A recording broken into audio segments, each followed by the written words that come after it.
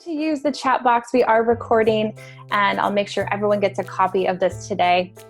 If you're able to be here live, thank you for joining us. Feel free to answer or ask questions that I can answer. Let me know if this content is resonating with you as we go through. As I was sharing when I popped in here, I have way more content prepared than I think an hour is really a good amount of time for. So forgive me up front. I'm going to pack a lot in here. But when it comes to this topic, there is so much to cover that how do you rein it into 60 minutes? And so being that I can't teach you everything that you need to succeed in a business like coaching in the next hour, I want to at least give you the doors that I would open when we start to do this work.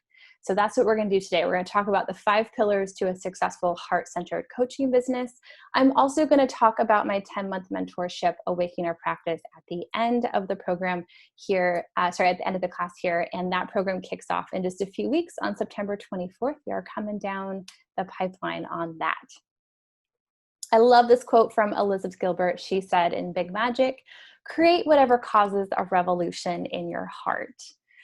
I would like to hope and believe that that is what I personally endeavor to do with my business every day.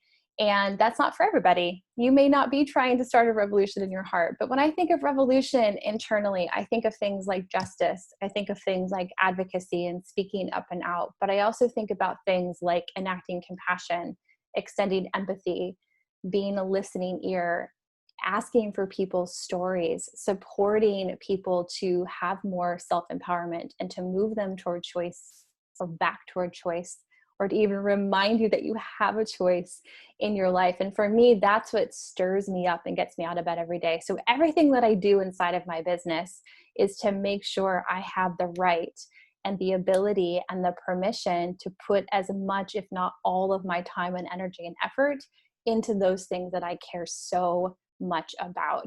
Everything else is just details, but because the details tend to take over, what I find is that most coaches are spending the bulk of their energy on things that they don't actually care about, coming at the cost of the reasons that we said we got into this work to begin with. So I put this quote at the top because I want it to be top of mind. I want, as we go through the class and the content today, I want you to think about what stirs me up, what gets me out of bed. Why do I feel so compelled to be in service? It's not a call for everybody to answer. So why do I, in particular, feel the need to be in service to other people? Why is that my calling? And maybe I don't know why, but why do I feel compelled to answer it every single day? And if you don't have a clear handle on that, all the details that come along with making sure your business is viable over time is going to be too exhausting. It's just too much. You have to know why you're doing what you're doing. So before I share my 5 pillars I use every single day in my business, I do not teach anything I do not myself practice. I want everything that I share about business to be practical, real guidance. But if you require advice or strategies or tools from my business that you think are going to make you successful, I guarantee a strategy is not what you're missing. If you require that I give you blanketed how-tos, like how to use Instagram, how to use Pinterest, how to send email campaigns, I'm so not the coach or the guide for you. And if you require a done-for-you pathway, if you require that I hand you steps A through Z, like a workbook, I'm also not the coach for you, because information is not what you really need. We need more integration of the things that we already know. You probably need to trust the things that you know, and you probably need to create the space, the discipline, and the time, and the commitment to do what you know every single day. So when I say pillars, I'm going to share foundational tools today. I'm not a how-to coach. I'm not a strategist, because as I said before, you don't have a strategy problem, even in business. And that is a paradox, but it's one that I love to work with. And it's why my clients and students are successful in business, because we get to bypass all those silly tools that you don't even want to engage with anyways. So here are some things I imagine you can relate to in business or in your coaching practice. Do you tend to do what others tell you will succeed, ignoring your intuition or who you are? Or do you feel like you have to park pieces of who you are in order to be successful based on what others have told you will succeed? Do you tend to feel bad or guilty asking clients to pay you money for your services? And do you end up giving away a lot of free coaching, discounts, and even give an exceptional amount of deals or scholarships? Do you tend to fear spending money on your business and think you can succeed without investing in more specific support or mentorship or even just skill development? Do you tend to believe you have to perfect the very topic you're most interested in coaching before you can ever really get started? I hear this one a lot. I hear a lot of students and clients say, I feel like a fraud. I don't feel like I know enough. Do you tend to want more tactical advice and strategy and tools, so you end up hopping from coach to coach to coach to coach who claim to have the right way or the done for you path that invariably doesn't work for you? And do you tend to have really beautiful visions, really brave imaginations for the world, which got you into coaching, but you're lost in that sea of business that you were getting jaded, resentful, don't know if your vision is worth even fighting for anymore? Just make a mental note. Can you relate to any of these? If you can, then you're probably in the right space. How do I know any of this? Because I'm just like you, because I'm no different. There's nothing unique or special or inherently talented about my ability to be good in business. Business is a skill and business is a habit. And if you can get great at the skill and do that habit every day, it's inevitable that you will succeed. It doesn't mean you can do anything every day, right? Like if I get up every day and I put on my running shoes and I run around the block, I'm not going to be more prepared in a month or 2 or 3 months to run a marathon. That's not diligence. That's just practice. But diligent practice, if I get up every day and I have a training program and I modulate my miles and I start to increase and I bring in nutrition and I get some support and I have a running coach and I have a goal and an aim and a specific outcome I have to move my body toward, if I liked running, then yes, I could, in theory, inevitably be prepared to run a marathon. So you can't get up every day and just do anything. You can't throw spaghetti at the wall and have a very specifically successful business. And I know all of you have specific goals you want to achieve in business because I've heard a lot of them. In fact, take 30 seconds right now while I take a sip of coffee and write down what you want to achieve. And I have no judgment of what it is. It could be a number of clients. It could be an amount of money. It could be to feel like you're making a difference. It could be to spread this process that you do that you really love and believe in. Take some time here and write some things down on paper.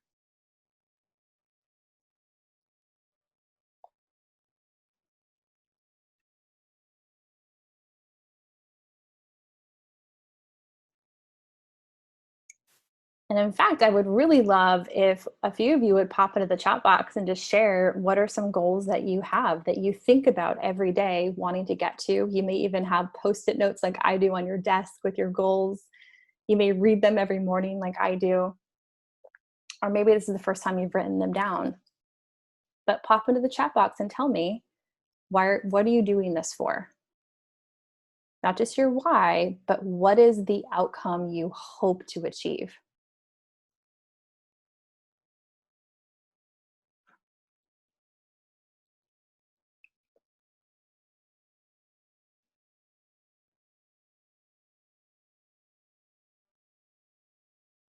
Brenda said 10 new clients by the end of the year and or $5,000 in new monthly income. Awesome. See, that's super specific. That's a measurable outcome.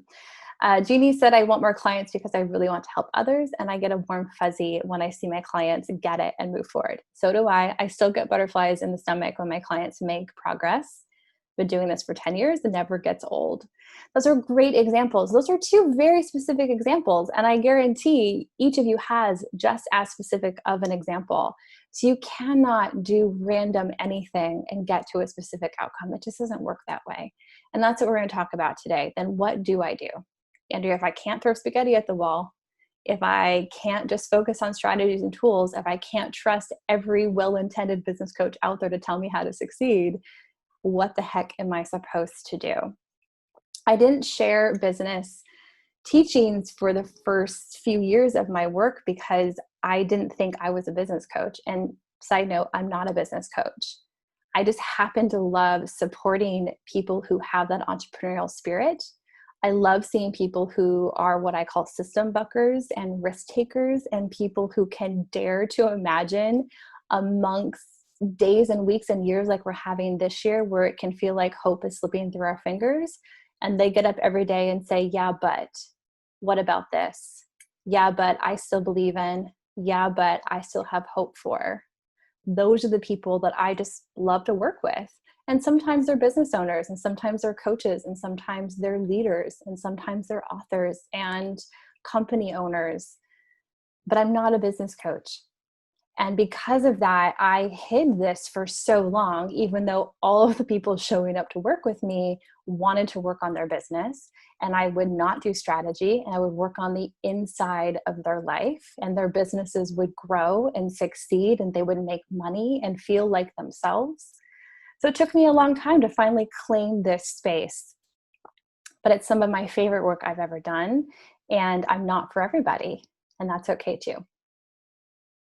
Because I know that you probably know these things as well about your business, that maybe you need a guide or a coach or a mentor in your corner to support your goals and keep you accountable. That's something I knew. I knew I could take myself so far, and there was only so much I could do before I didn't know what I didn't know.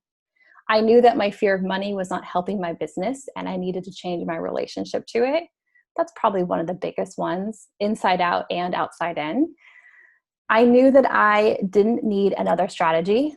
I didn't need to know how to post on Instagram. It was pretty obvious. I didn't need to know how to work SEO into my website. It's just not what I wanted to spend my time on. I needed to address my inner gremlins, those upper limits that were keeping me from playing my version of big. You all know what that version is. You have a vision of it. And I needed to move through my fear of failing, but also my fear of success.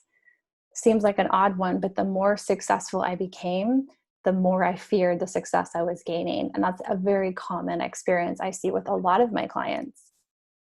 I knew that my gifts were worth it, and I hope you do too. I knew that if I listened to and heeded the insight from my intuition, I would have more peace of mind about how I grew my business. It's as true today as it was 10 years ago. I knew that my vision was worth championing and will not quit, so I better make a change to my approach. And I knew that my calling was not about to leave me alone. That's a huge one.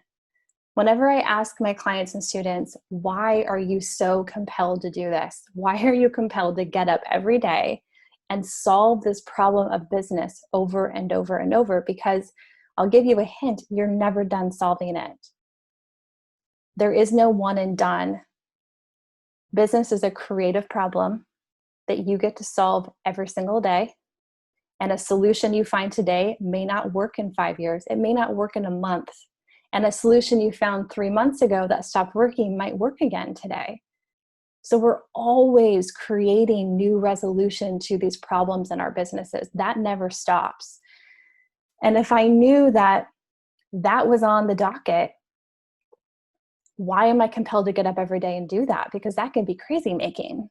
And this last point right here, that's why, because my calling wasn't leaving me alone, and because I was crazy enough to answer it.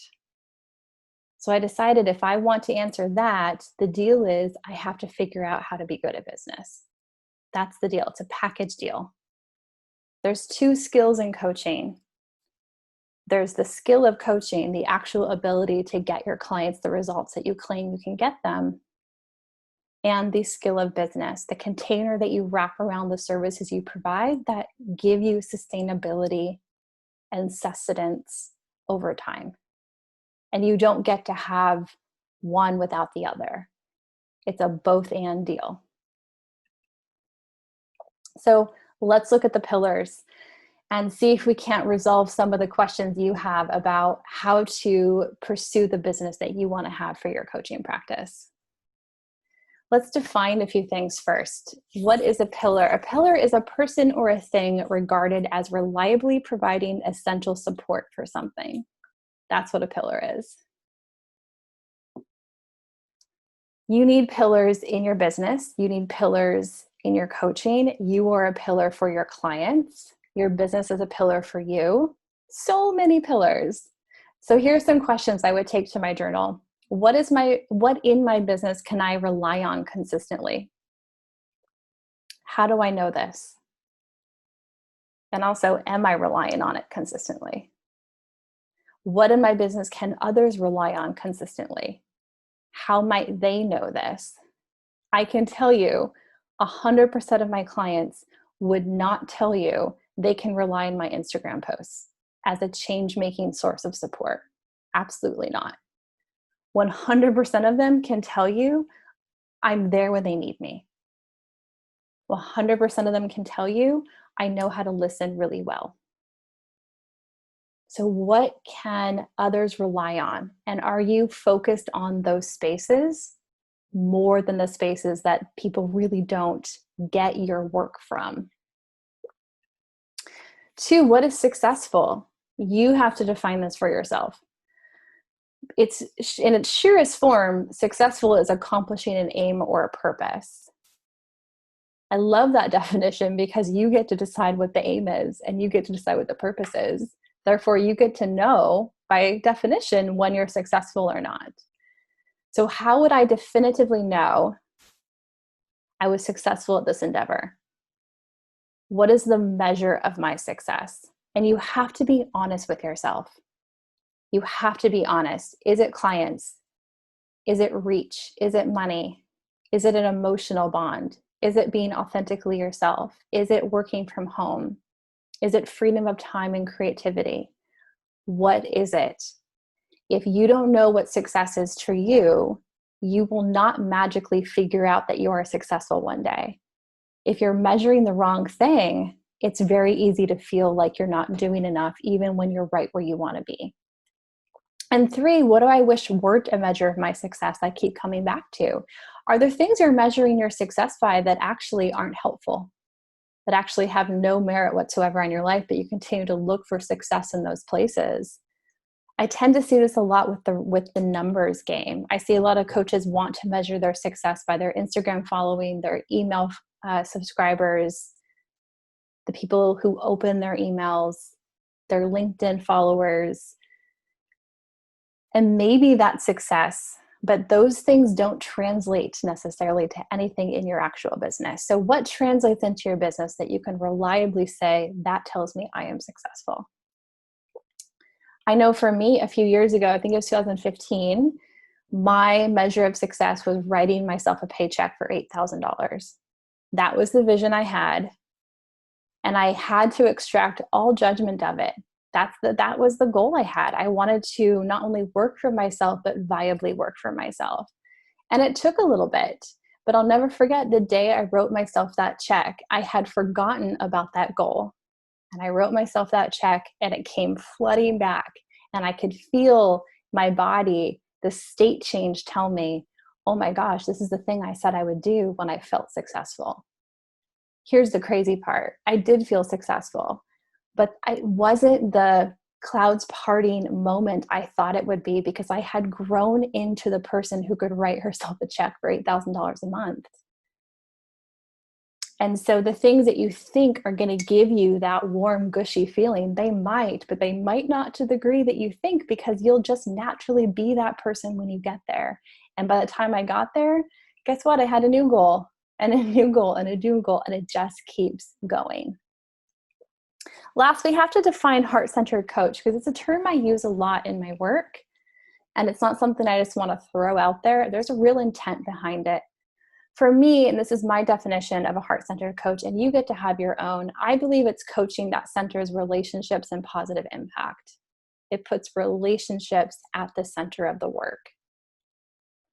So my questions for you are, what does being a heart-centered coach mean to me? What does it mean to you? Do you even relate to it? You don't have to. Who do I get to be while I fulfill this role? And what is the opposite of a heart-centered coach? And if you want to take that even further, I might look at, when I'm fulfilling this role, what are the actions I'm doing? And what is the opposite of a heart-centered coach? What are the actions that the opposite does? And just see if you're spending a proportionately good amount of time in each category. All right, I want to pause here. for 10 seconds and just see, is any of this resonating with you all so far? Is there anything you've already taken out of this class? We're only 25 minutes in, that is giving you maybe some validation or affirmation, or just, yes, I agree, or no, this is total shit. You're allowed to say that as well.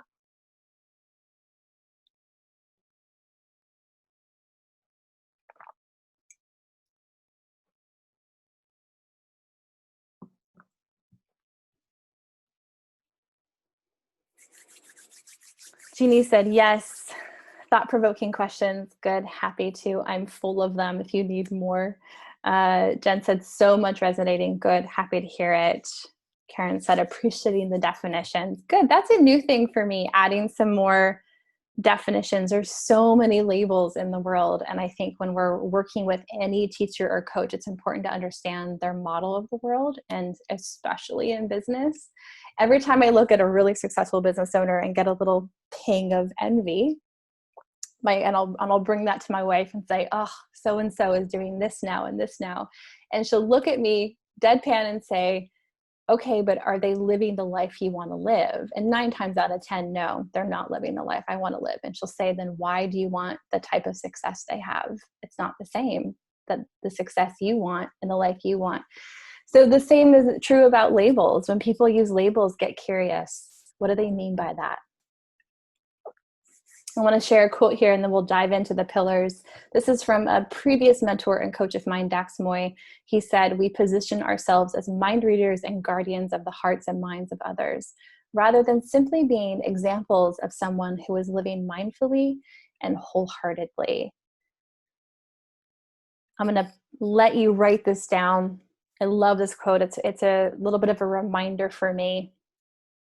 Simply being examples of someone who is living mindfully and wholeheartedly. I think if you're, at least for me, one of my markers for success as a coach is integral relationships, connection. I want to know intimately the details of the lives of the people that I work with. I can't do that if I'm just selling products, or if I'm just selling programs to rooms of hundreds or thousands of people. One of the reasons I work with such a small number of people at a time is because I want to know them in and out. I want to know you. I can't support and help you if I don't understand you. And I can't understand you if I don't have the space to get to know you. And so being an example of someone who's living mindfully and wholeheartedly, I hope I can demonstrate through my work simplicity, authenticity, generosity, depth, mastery.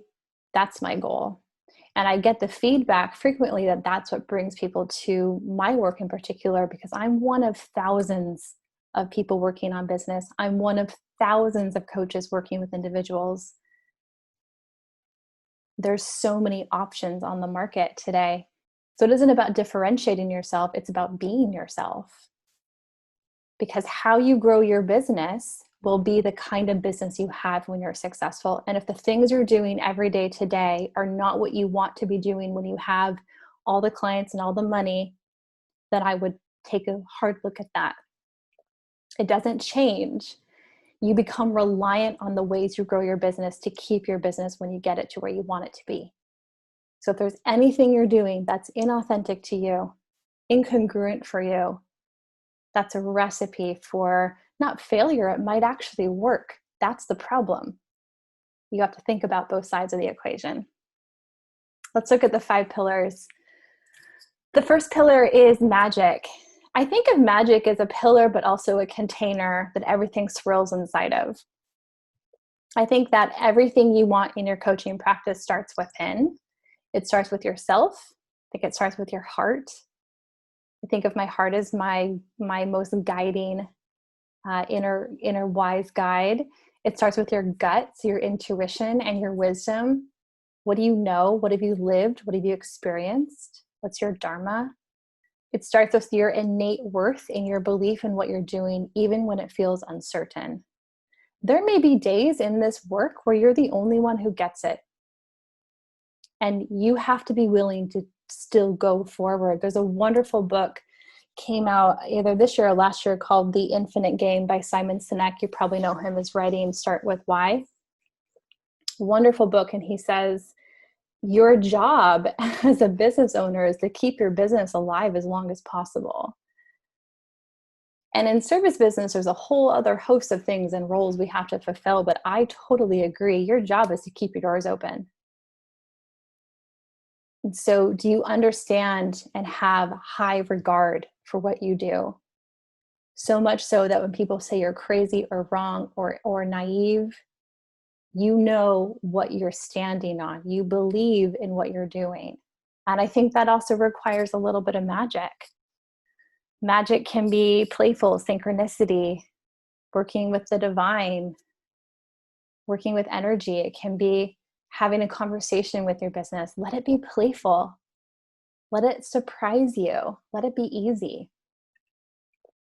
Here are some things I see people do instead, and a little bit of a counterbalance to that. I see most coaches obsess over the how. How do I get clients? How do I make money? How do I create a following? How do I make an impact? How do I know that what I'm doing is successful? How do I know when I'm ready? You'll never know with precision where your next client will come from, where your income will come from. In fact, if you look at the last 5 or 10 clients you worked with, the last one client you worked with, and you really got precisely clear on how they found you, there is a very, very slim chance that you could have replicated that in foresight. There's just no way. We get up every day and we do the best we can to be seen, but how someone eventually sees you is not likely how you intended to be seen. And so if you don't know where people are coming from, what are you obsessing over? I see a lot of coaches not trust what's right in front of them or within them. You must listen to your business. What does it have to say and to share with the world?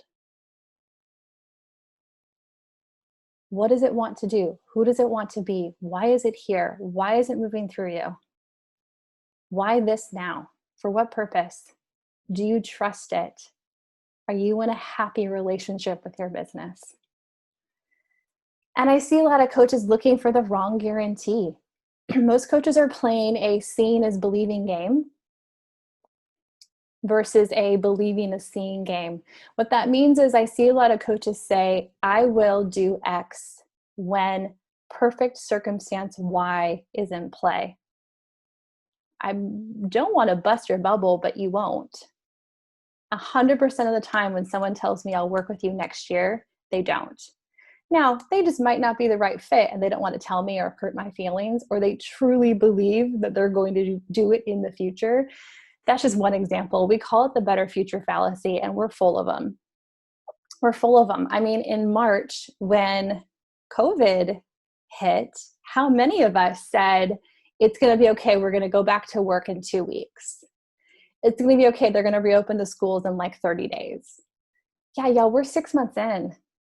So this better future fallacy is to say the world, my life, my circumstances, my skills will magically be better, different, more perfect in the future. We do it all over our lives. The best measurement of your business tomorrow is what happened yesterday. So if you want tomorrow to be different, today is your chance. Today is your chance. That's how we believe before we can see. Some questions to work with magic. And you may just want to take a photo of this. You're going to get the slides for later or pop them down into your journal. And every Practice Corner series of questions I'm going to give you, I recommend taking some time here, 10, 15 minutes. Don't rush this. List every single how you're attempting to answer up front. Have a dialogue with your business and don't be afraid to hand off some of your fears or take some guidance from your business. My business tells me what to do all the time. It's wonderful. I don't always have to figure it out. And what are you waiting to see before you believe what you want is possible? And how long have you been waiting? Pillar 2, message. Your message is something you feel called to uphold, to bring light to, and to share. It's what we call an aspirational hope. It's probably something you've tried to shake off or ignore, and yet it comes around time and time again. It's aspirational and something you can't accomplish, but you also can't put it down. That's a bit of a paradox. It's not accomplishable because it's never done, but you do it every day. My message in my business is that no matter where your wild and brave life takes you, you are worth being brave with your life. That's my message. In short, you're worth being brave with your life. Can you check that box off? Not indefinitely, but I help people check it off a little bit every single day. And I think that creates a much more incredible experience of life. Some things I see people do instead. I see you look to your market for your answers. This is what happens when we typically look for a niche or a unique value proposition, also called a UVP. Your market cannot tell you your message. You have to tell your market, this is my message that I'm going to bring to the world through the people I serve. I see people change course too quickly. No one may get it at first. The world isn't always so great at mirroring back what you need or who you are or what you're here to do. Otherwise, it would already exist. Being a change maker and a change leader is hard work. It's highly inconvenient. So you cannot measure your rightness or your path or your alignment on what the world is telling you. You need to have a handful of people you trust. I would say no more than 3 to 5. Some people refer to it as a brain trust. I recommend these people be real relationships, not just people that are archetypes, but real relationships that you can say, hey, am I way off course here? Those people I trust. I don't always trust the world to mirror back. Because if I'm here to make an impact, then likely the world can't mirror back where I am yet. And 3, I see a lot of y'all not modeling your message. Your message is not delivered in words, it's delivered in actions, and those actions have to be visible consistently over time. Over time. A few questions to work with your message. What aspirational hope do you refuse to relinquish in this lifetime? What do you want your coaching to meet? And how do you want your coaching to meet these times? Who do others need to see you as being for them to recognize your message? What might your life look like when you're living your message? How would other people see you, experience you, anticipate you might show up as when you're living your message? And again, this has nothing to do with niche or taglines. Those tend to be very empty statements that are there to catch people's attention. I don't want to capture your attention. I want to unequivocally change your life. That cannot come in a tagline. Pillar number 3 is mastery. This is probably the most important and the least energized one for a lot of people. It's the thing we get into it for, and the thing we tend to abandon as soon as all these flashy business objects grab our attention. There are very few things when it comes to growing your coaching business that matter as much as mastery. And when I say matter, I mean literally. If you want clients to stay, return, and refer, then you must create a powerful experience. If you're a coach, you're in a relationship business. Coaching is relational. Relational. Every person you work with is going to go talk about what just happened in their session with you. Is it worth talking about? Are you doing what you said you were going to do? What I often see instead is that coaches are not understanding the real problems at play in their clients' lives. Problems aren't surface. They present surfacely, but they're not surface problems. Problems have roots. They have roots and they have habits and they have time that have built up. We're conditioned to who we are. You have to demonstrate that you can understand your client's problem better than they do. Humans are not that unique. We all pretty much do similar things in similar ways with similar problems and similar sticking points at similar times in our life. And while we all have a unique path to walk, we're not so different. It doesn't mean that there's a cookie cutter process here, but most of your clients will demonstrate to you pretty quickly what the problems really are. You have to look at the full spectrum of their life. 2, you might be coaching the wrong brain. I won't get into it in here. We go into more depth inside of Awaken Your Practice, but there is something called the triune brain theory. We have the human brain, our most advanced cognitive, linear thinking, rationalizing, very slow brain. We have our mammalian brain. It's our center for belonging and connection, among many other things. And we have our reptilian brain, our survival, fight or flight, freeze, submit, the part of us that is constantly, without fail, never turning off, always on, making sure you're safe. But the brain that hires you is not the brain that shows up to coaching. The brain that hires you is goal-oriented, visionary, can see the future. The part of them that shows up to be coached is scared, habituated, conditioned, maintaining their connections, their belonging, storytelling. That's the part we have to coach. And 3, if you're going too quickly or too slowly, or the intent for coaching is unclear, there's no mastery to be had. There's no such thing as just do it coaching. I call that like being a golden retriever coach. When you show up and a coach just says, you can do it, I believe in you, you're amazing, just try it on. Yeah, it doesn't actually work that way.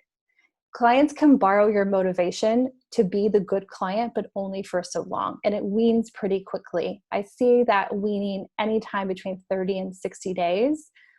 That excitement for coaching gets really real, really fast.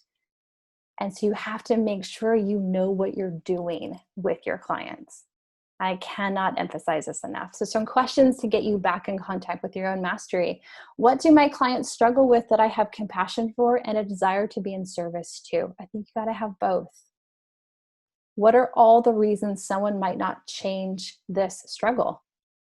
In other words, what are all the stories they're telling themselves keeping them where they are? That's what you have to contend with. How does my process support without defaulting to advice?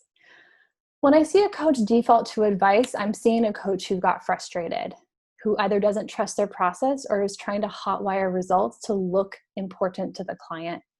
But that's not actually going to give the client success over time. We have to remember our process and what we're trained in.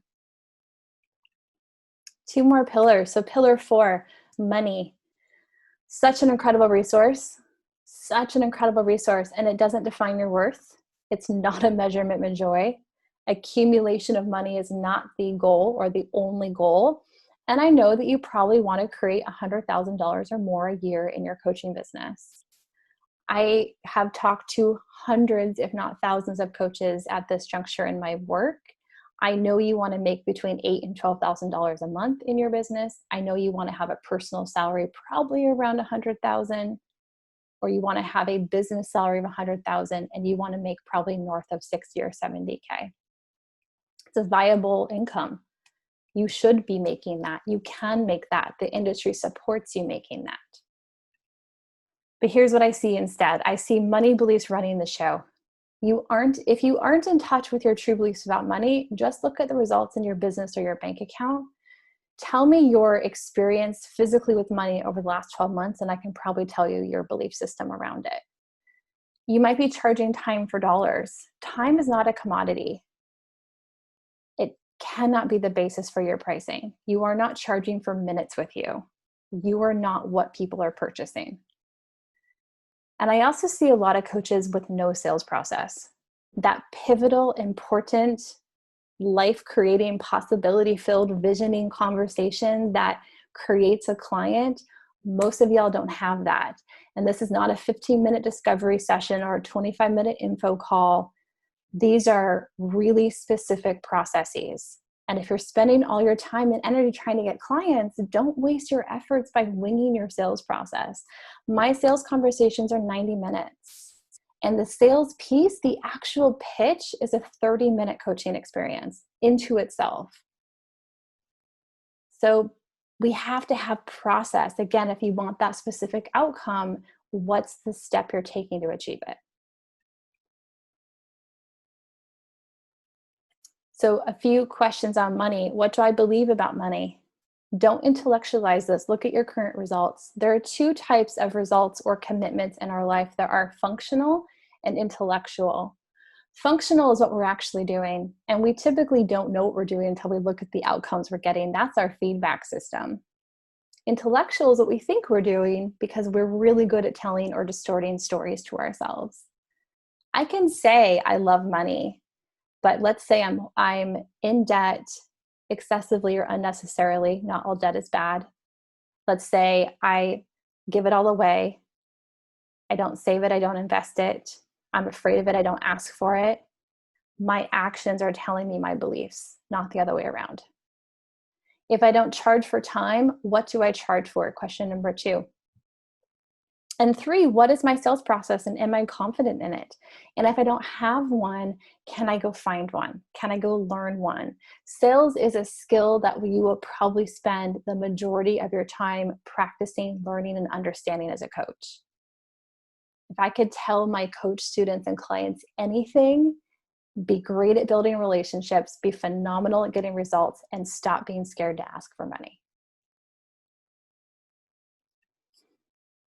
Pillar 5, market. Marketing is simply the way in which you deliver your message to the people you want to serve. You can increase your relational value with them over time. That's it. It's an A plus B equals C.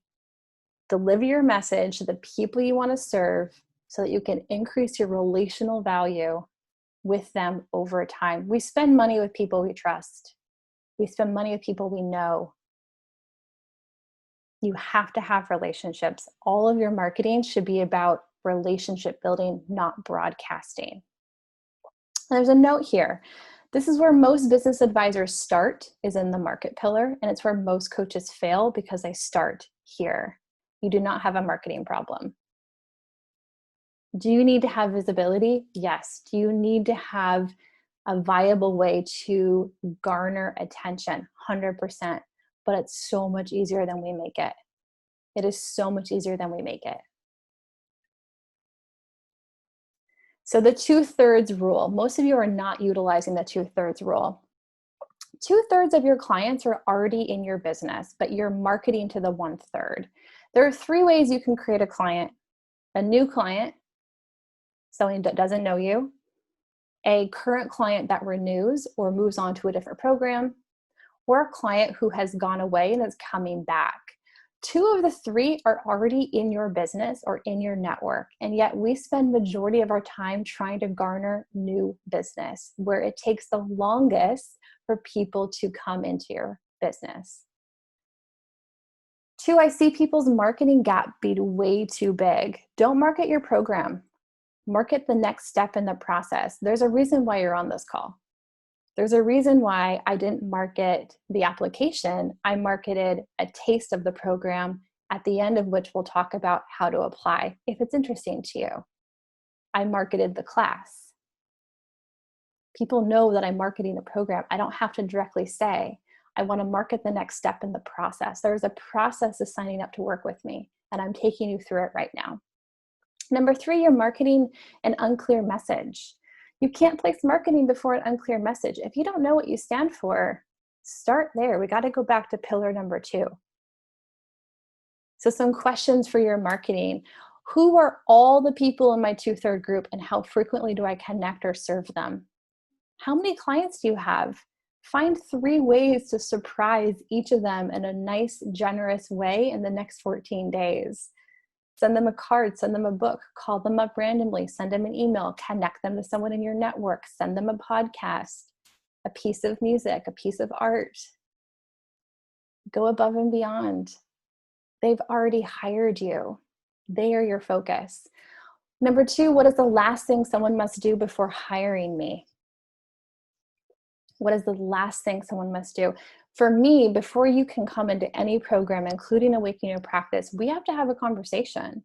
So you'll see today, the last step in this class is to submit an application to have a call, not to sign up for the program, to get on the phone with me, because I don't work with anyone that I haven't had an extensive conversation with first.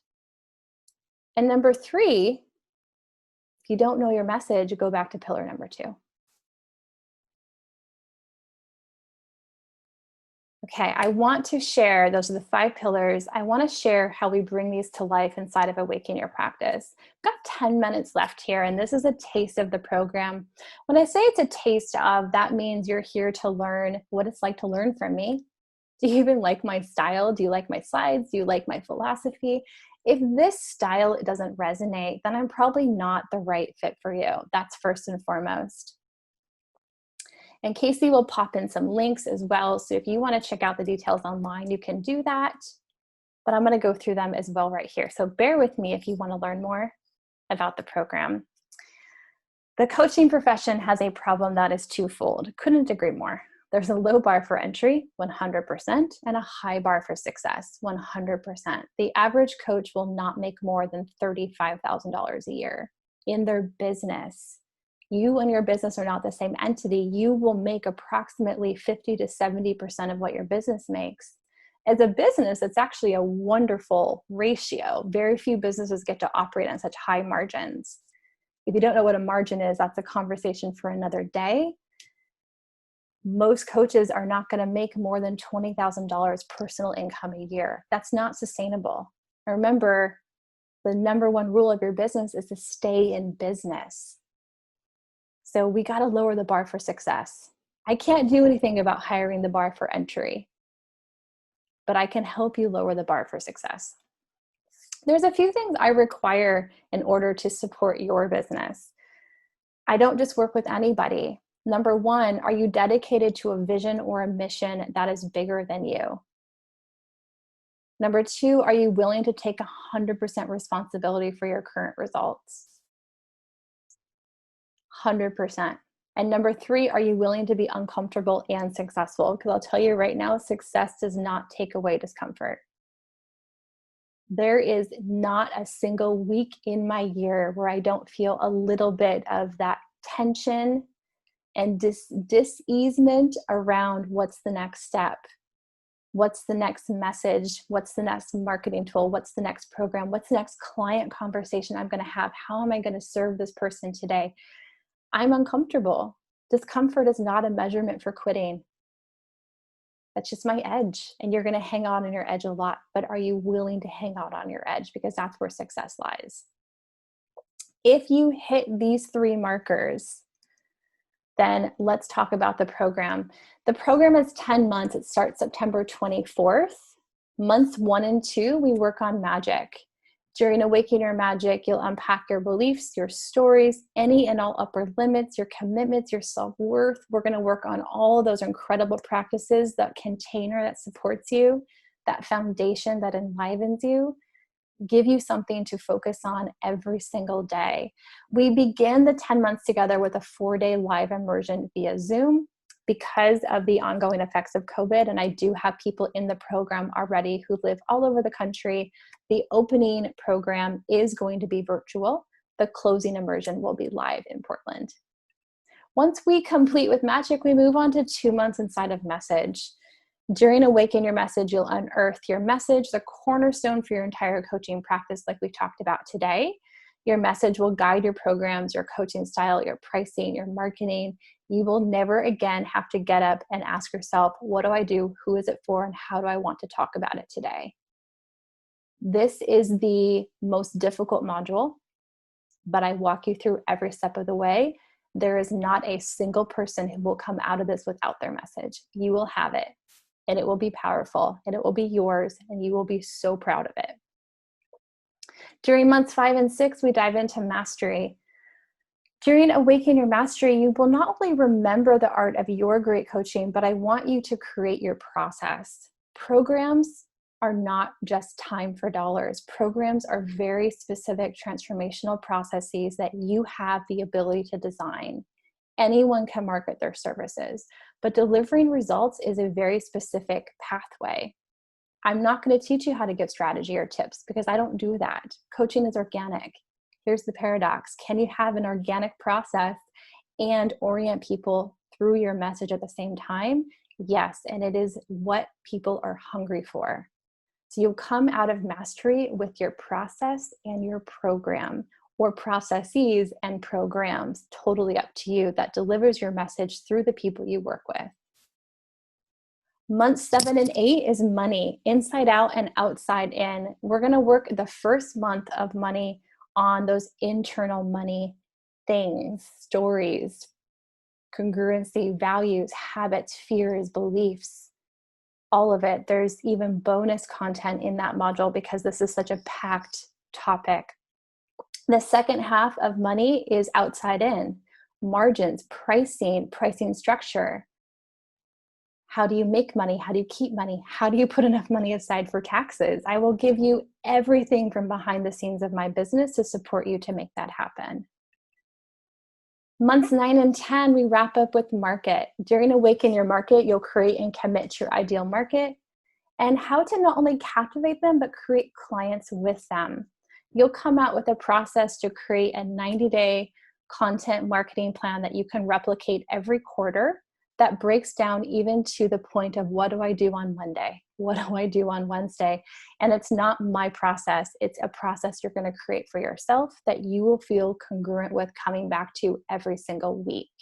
We close our 10 months together with a 4-day live immersion in Portland. That 4 days is masterminding, coaching hot seats, breakout sessions, something we call heart storming. We look at your whole business picture as a whole entity. We look at your plans for the next 1 year, 5 years, 10 years, and we close that weekend with a wonderful celebratory dinner together. In addition to the 4-day opening and closing immersions, all the content is taught live. It's live. This is not a pre-recorded course. You come meet with me every 2 weeks for 2 hours. The classes are recorded, so you can go back and re-listen as we go. There's co-working sessions to integrate every module at the end of every pillar. There's monthly private coaching with me. You get the Awaken Your Practice journal book. You're going to be writing this stuff down. This is not an info class. This is an integration program. You're going to do it as you go. There's a private online group inside of the practice community. If you go to groups, you'll see it there, Awaken Your Practice. You get to hang out with each other, but also last year's cohort. You get access to weekly accountability threads, that small cohort of 8 to 10 coaches, and total and complete access to my business. And I do mean total. In addition to that, there are some bonuses. There's a class on productivity. There's a class on messaging through email and communication, language and copywriting. There's a class on sales. There is a 2-hour class on sales. I will teach you how to have a powerful sales process.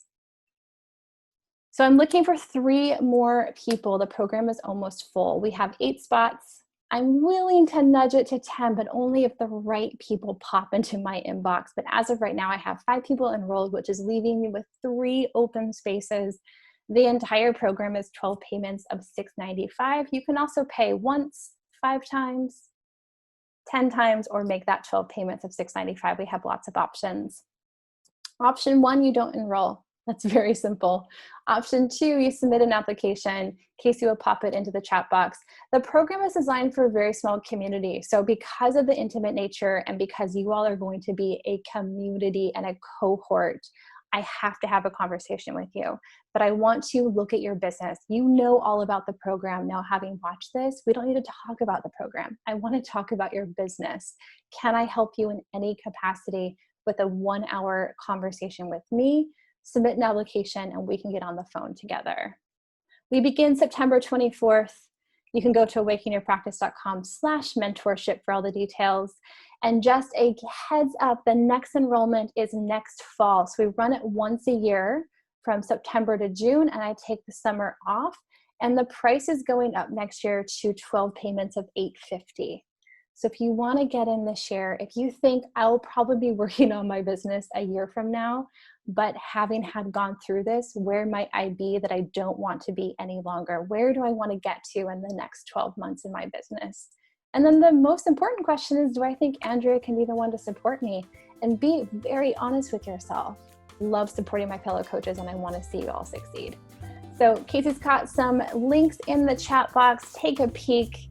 And hopefully I'll see some of y'all's applications pop into my inbox. We do get started in just a few weeks. All right, y'all. Thank you so much for joining me for this taste of Awaken Your Practice 5 pillars for a successful heart-centered coaching business. If you have questions, comments, reflections, things I didn't get to, then please send me or Casey an email. I'm available to answer any and all questions you might have about the program, about business, about life, whatever you got. All right, y'all, take care. Happy September. Happy just past full moon. And I'll see y'all later. Bye.